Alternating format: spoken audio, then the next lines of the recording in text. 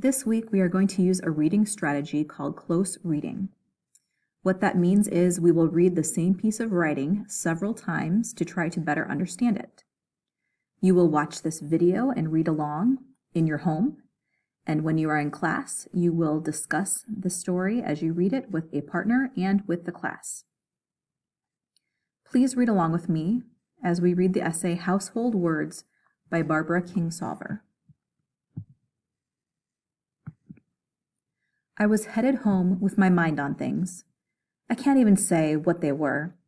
It was an afternoon not very long ago, and probably I was ticking through the routine sacrament of my day, locating every member of my family at that moment and organizing how we would all come together for dinner and what I would feed us, when my thoughts were bluntly interrupted. A woman was being attacked 50 feet from me.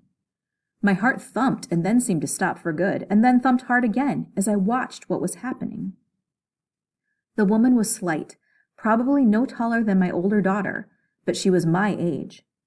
Her attacker, a much taller man, had no weapon, but was hitting her on the head and face with his fists and open hands, screaming, calling her vile names right out in the open. She ducked in the way any animal would to save the more fragile bones on her face.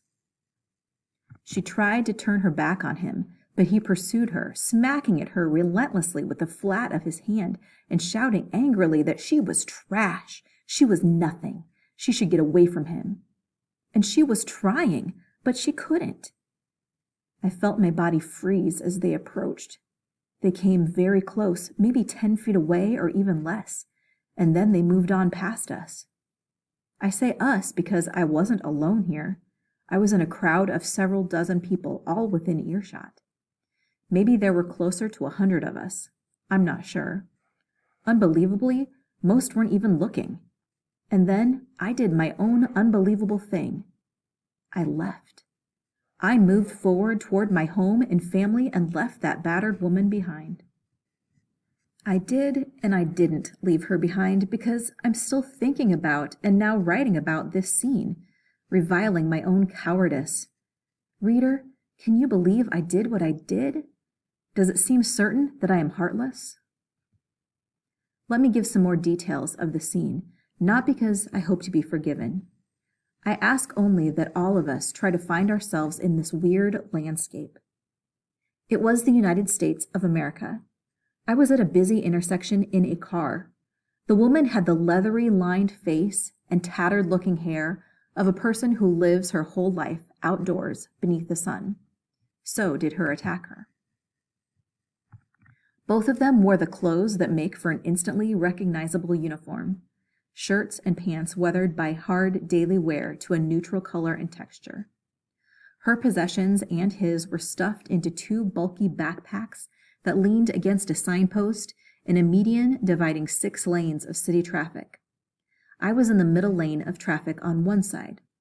All of the other people in this crowd were also in automobiles on either side of me, opposite me, ahead and behind, most of them with their windows rolled up, listening to the radio or talking on cell phones.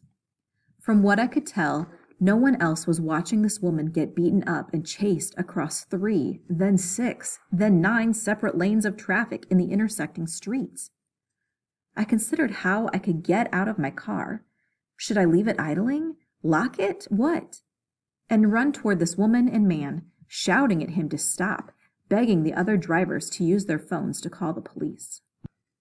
And then, after I had turned over the scenario in my mind for 8 or 9 seconds, the light changed and every car but mine began to move, and I had to think instead about the honking horns, the blocked traffic, the public nuisance I was about to become, and all the people who would shake their heads at my do-gooder foolishness and inform me that I should stay away from these rough-looking characters because this was obviously a domestic dispute. But that could not have been true. It was not domestic. Domestic means of the home, and these people had no home. That was the problem. Theirs, mine, everybody's. These people were beneath or somehow outside the laws that govern civil behavior between citizens of our country. They were homeless. In his poem, Death of a Hired Man, Robert Frost captured in just a few words the most perfect definition of home I've ever read. Home is the place where, when you have to go there, they have to take you in. I wish I could ever have been so succinct. I've spent hundreds of pages, even whole novels, trying to explain what home means to me. Sometimes I think it's the only thing I ever write about. Home is place, geography, and psyche. It's a matter of survival and safety, a condition of attachment and self-definition. It's where you learn from your parents and repeat to your children all the stories of what it means to belong to the place and the people of your ken. It's a place of safety, and that is one of the most real and pressing issues for those who must live without it. For homeless women and men, the probability of being sexually assaulted or physically attacked is so great that it's not a matter of if, but of when. Homelessness is the loss first of community and finally of the self. It seems fatuous that I could spend so much time contemplating the subtle nuances of home, let alone buy a magazine devoted to home remodeling or decor, when there are people near me, sometimes only a few feet away from me, who don't have one, can't get one, aren't even in the picture. I wish I could go back to that afternoon that haunts me and do what I know I should have done. Get out of my car, make a scene, stop traffic, stop a violent man if I could. Home is the place where, when you have to go there, they have to take you in.